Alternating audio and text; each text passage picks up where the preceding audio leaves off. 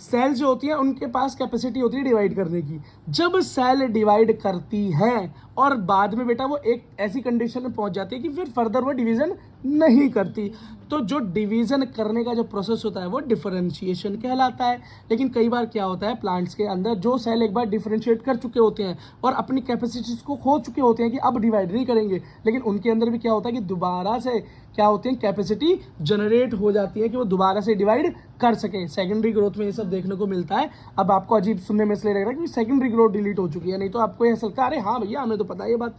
तो क्या होता है, कई सेल्स जो शुरू में डिवाइड होती हैं फिर बेटा रेस्ट में चली जाती हैं, फिर वो दोबारा से डिवाइड करने के लिए उठ खड़ी होती हैं। तो इस प्रोसेस को हम डी डिफरेंशिएशन कहते हैं। कुछ सुना सुना सा लग रहा है भैया ये तो, हाँ पीछे हम पढ़ चुके हैं इन चैप्टर्स के अंदर, है ना।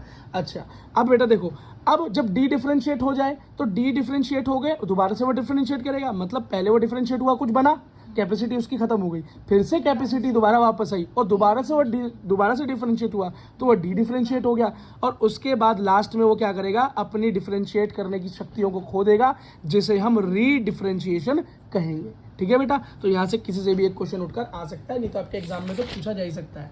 ठीक है बेटा। अच्छा देखो अगला, देखो बेटा प्लांट एक टर्म है बेटा प्लास्टिसिटी। प्लास्टिसिटी का क्या मतलब है, प्लांट जो होता है follow different pathway in response to environment and life phases. मतलब भाई प्लांट जो होता है जिस तरह के उसको एनवायरमेंट मिलता है बाहर, जिस तरह का लाइफ फेसेस से वो गुजर रहा होता है, जिस तरह के एनवायरमेंट में वो है ना, कभी गर्मी कभी सर्दी, कभी बहुत पानी कभी बिल्कुल पानी नहीं, कभी रोशनी नहीं, तो इस तरह की कंडीशंस की वजह से उस प्लांट में चेंज आते हैं, उसकी ग्रोथ के पैटर्न में चेंज आते हैं, उसी को प्लास्टिसिटी कह देते हैं। क्या ठीक है।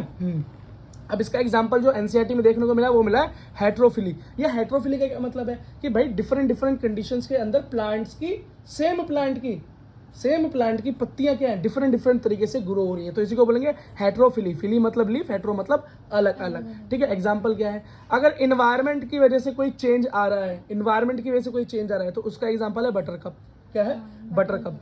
और अगर लाइफ फेजेस की वजह से, लाइफ के अंदर जो चेंजेस हो रहे हैं ना उसके, कि भाई शुरुआत में मेरिस्टेमेटिक था, फिर इलोंगेटिव पार्ट था, फिर मैच्योरेशन पार्ट था, और हर पार्ट में अलग तरह की जो है पत्तियों का तरीका दिखाई दे रहा है, लीव्स का टाइप दिखाई दे रहा है, तो वो कहाँ देखने को मिलेगा, कॉटन में, लैक्सपर में और कोरिएंडर में। इसको बेटा एक बारी एनसीईआरटी से भी ज़्यादा चेक कर लो। ये देखो बेटा एनसीईआरटी में देखो ये एग्जाम्पल दे रखा है हेट्रोफिली का, देखो लार्कस्पर और बटरकप। अब बटरकप कहाँ है, देखो बी क्या है, बटरकप।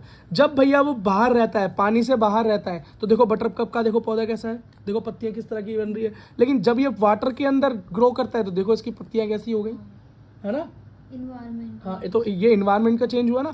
अगला भाई देखो इसके अंदर लार्कस्पर का एग्जांपल क्या था, ड्यू टू लाइफ फेज के अंदर देखो भाई, जब शुरुआत में बच्चा था, जुवेनाइल था, तो देखो किस तरह की पत्तियां नॉर्मल, और जब एडल्ट हुआ, बड़ा हुआ, तो देखो किस तरह की पत्तियां हो गई, सेम बेटा कैसी हो गई, यहाँ पर तो हमें बटरकप जैसी पत्तियां दिखाई दे रही हैं। ठीक है बेटा, बस यही दिखाना चाह रहा हूँ।